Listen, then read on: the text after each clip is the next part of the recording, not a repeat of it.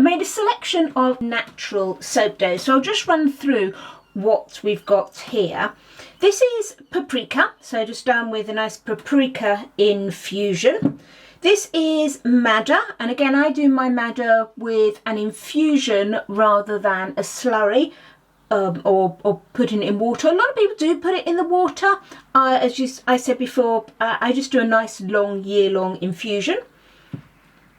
This is the indigo that you saw me making. This is just normal activated charcoal, so still counted as a natural. This is not titanium dioxide. This is literally just my plain soap batter with nothing added. So my soap batter itself is actually quite a nice white. It's not white. If I compare that against some TD, the TD would be whiter. So that's my soap batter. And these are blends, and I'm really pleased with this. This was the purple that I made. Now this purple is a combination of a madder infusion and the indigo infusion, and I think you saw me making that one on the screen. So I've just broken some of that off and just rolled it out, and I'm really pleased with that purple. That's come out really nicely. And then this one, this sort of light brown colour. Now we could have, for a light brown colour, done cocoa. That would have been great. You can mix cocoa powder in kind of just like you would with mica, or even just disperse it in a little bit of water or something first. Because of the rules of the challenge, I needed to do blends and things and that sort of stuff. So what I did to get my brown is I made a blend of paprika with a little bit of activated charcoal. So in my blend, I'm pretty sure I had sort of, it was like 80% paprika and 20% activated charcoal. So just a little bit of activated charcoal to get me this nice brown colour that I want. Okay, so those are all my soap doughs, and what I'm going to do with those, I'm actually not going to be using the madder at the moment but that'll always be useful for later. So I'm going to use these to actually make myself some little trees to go in my soaps.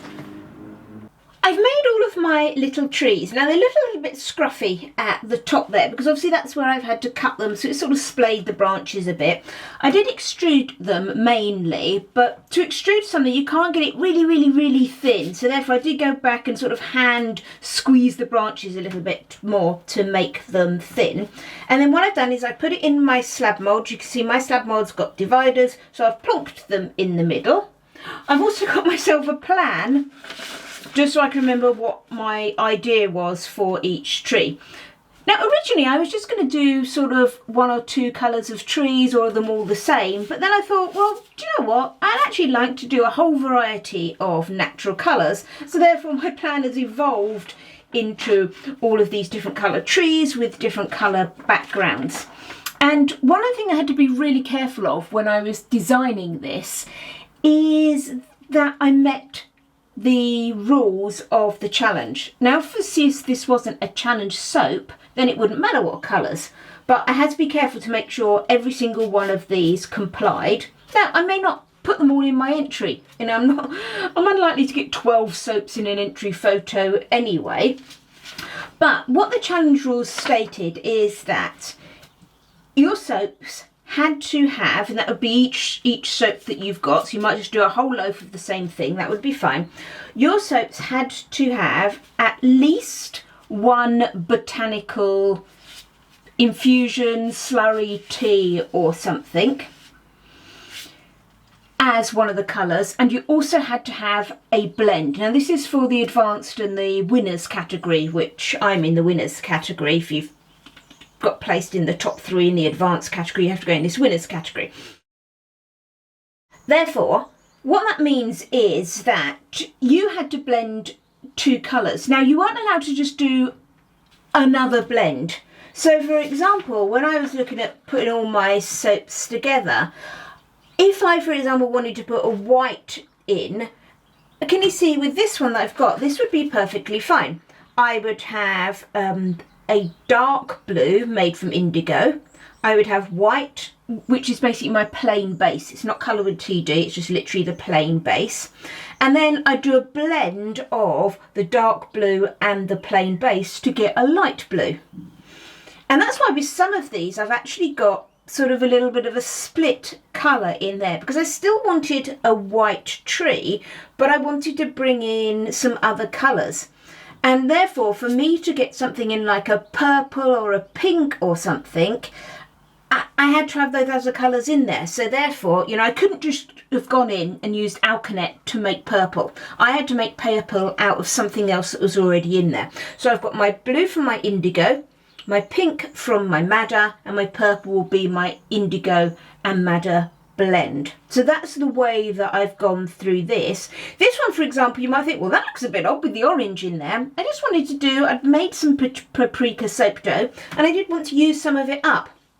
So my tree being orange here is just an extra element and we're allowed that. And this still meets the criteria because look, I've got my dark blue, my plain, and then mixing those together gives me a blend of the light blue. So I've sat down and checked and had to muck around with the colours to make sure every single one of those meets the guidelines so I can pick whichever ones I want for my final photo.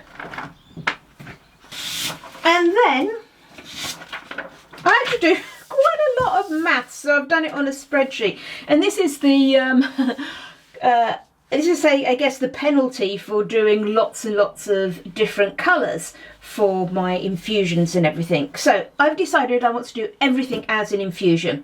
I know I could have maybe put my madder in the lye water or done some things mixing them straight in, but I just wanted to be able to put all my lye solution, get it done and get it sorted. If I was doing some where I had to do different ratios of lye, you know, and use different lye water in addition to all my infusions, it would just been horrendous. So all infusions, but what it does mean is I've had to work out for each one how much of my soap is going to be in each of those colours.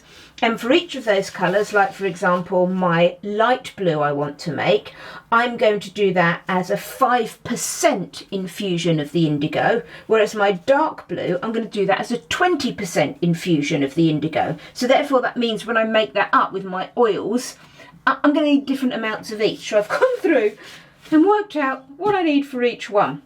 God, that was a lot of work. Good job I did a spreadsheet to do the calculations for me. And then on top of that, where have they gone? Here. As you know, I'm not a fan of using cups that you throw away afterwards, but when you've got so many things, these are just pure paper cups. They're fully recyclable. I've just written for the where I use slightly more, I've just got a little cup for each of those. And then for my very small ones, I've got a smaller pure paper cup for those. What else have I prepared? Squeezy bottles.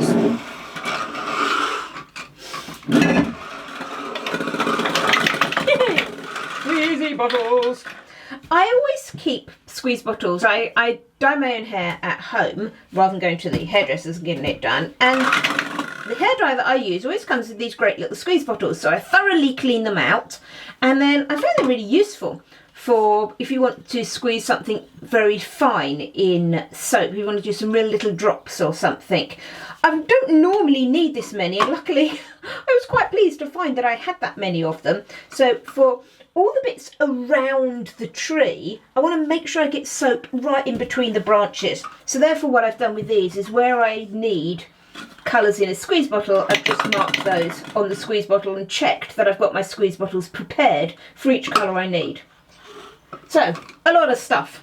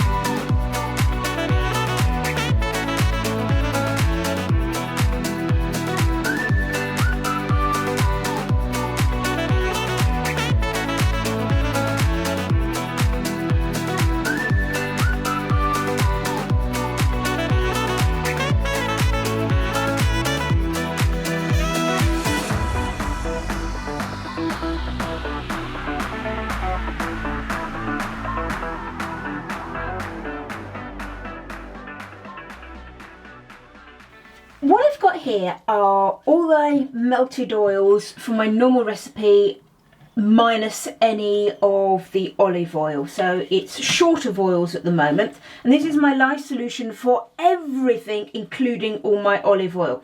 So I'm just going to get those mixed together, because what I want to do is I just want to divide this lot up between the colours when it's sort of already mixed together. I don't want to have to bother going through and going, I need this much of my base oils and I need this much of my lye solution. I could do it that way, but I've already done a load of dividing stuff out. So this way I can mix it all together and just check the weight of this, and then I will divide it up using my spreadsheet, which will tell me how much of this solution in total I will need for each of my little pots. So I'm just going to weigh this and then calculate, run it through my spreadsheet and get the exact split per infusion that I need. Okay, now everything has thickened up quite a lot more than I would have liked, which is a shame. So I'm not really sure how well this is going to work.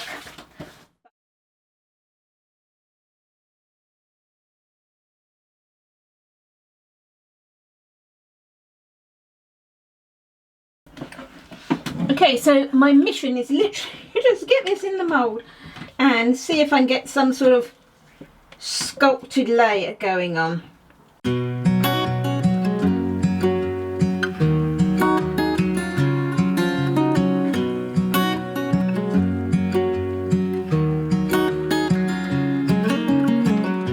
What's it like to be the one that he turns to when he's out of answers? What's it like to be the one that he comes to when he wants to dance? And I wonder what's that like?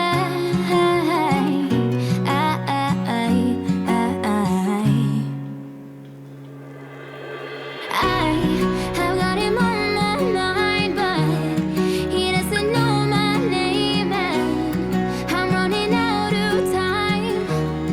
I wish you felt the same, and I'm acting stupid like every day. Don't know what to do or what I should say, 'cause I've got him on my mind, but he doesn't know my name.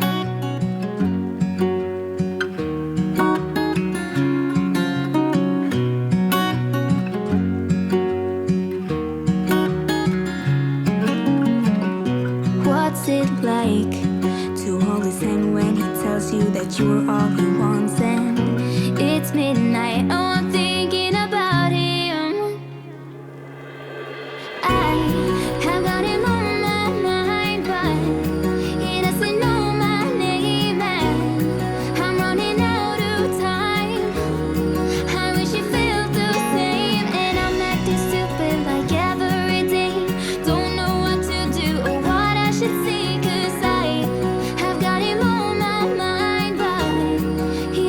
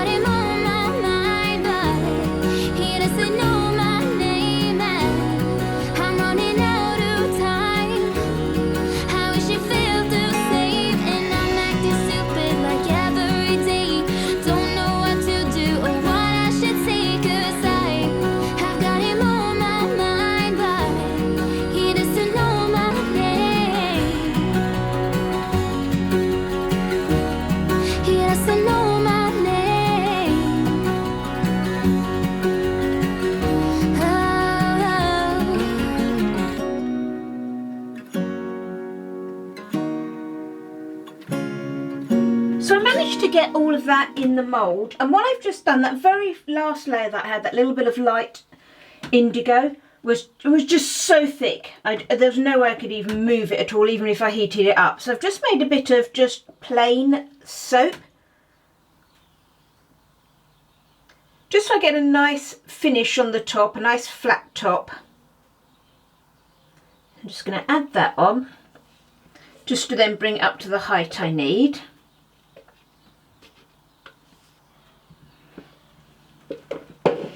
And then I've got just a tiny bit of the plain soap again, but I added just a touch of indigo into it. So I'm just going to give myself tiniest little swirl on the top.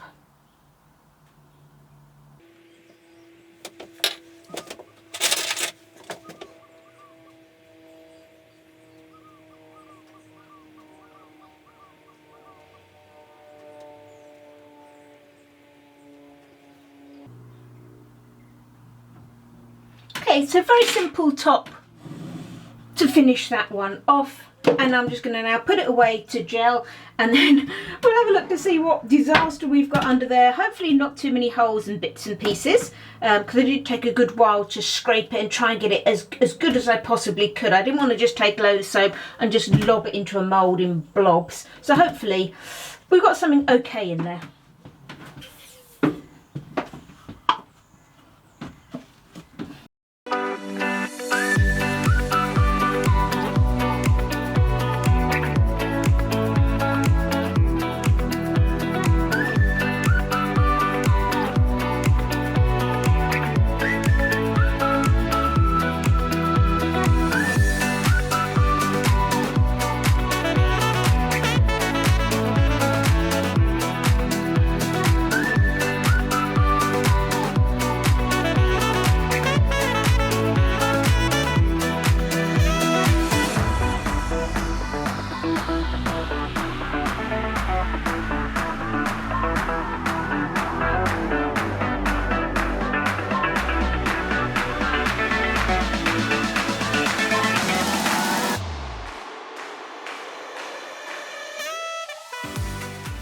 Okay, so there's my last one. I think they look quite cute.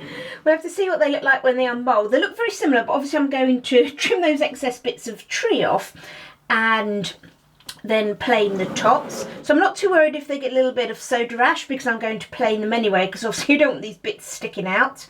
I've got a couple of little drips there where I've gone from one to the other, but again, that won't really matter with those tops. So I'm going to now just make sure that they do definitely go through gel, so that we can get the best out of those natural colours.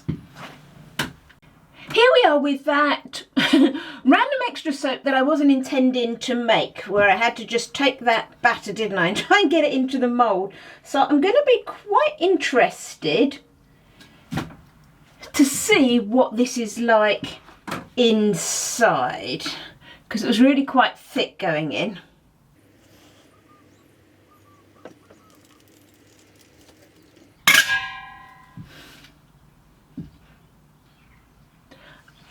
Okay, so let's have a look at what we've got.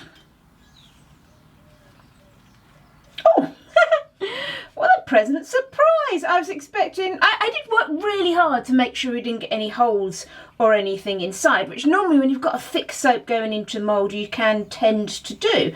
But I'm really pleased with that. It looks like a sort of funny jumper or something, doesn't it? But I mean, it was not the soap I was intending to do, but that's what I've ended up with. And actually, I'm really pleased with that. Yeah, so I am really pleased that it's not a complete disaster. There's not loads of holes and everything, and I think I've still managed to kind of rescue a design from it, even though it wasn't the original design that I wanted. So yes, I am quite pleased. They smell nice, and these are the ones with the mint in. So they're nice and minty, these bars. Not too strong, not too overpowering, which I think the peppermint can be. And remember, these are all just the natural colours. This was indigo with some plain soap batter. This was madder. This was some activated charcoal. This was just plain batter. This was madder with some activated charcoal. And this was a darker infusion of the indigo in that, and that again was that extra just plain batter I made on the top.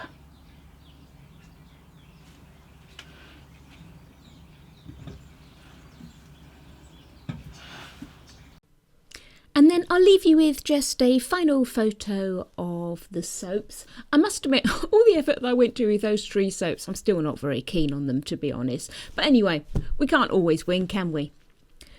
I hope you've enjoyed this video, and maybe you like the soap, maybe you don't. Let me know in the comments below. I won't be offended if you're not keen, don't worry about that, because I'm not keen on it myself. But I hope you've enjoyed this video anyway, and if you have, it would be great if you gave me a thumbs up. If you'd like to see what I'm making in the future, why not subscribe to my channel? Thanks for watching everyone. Happy soaping!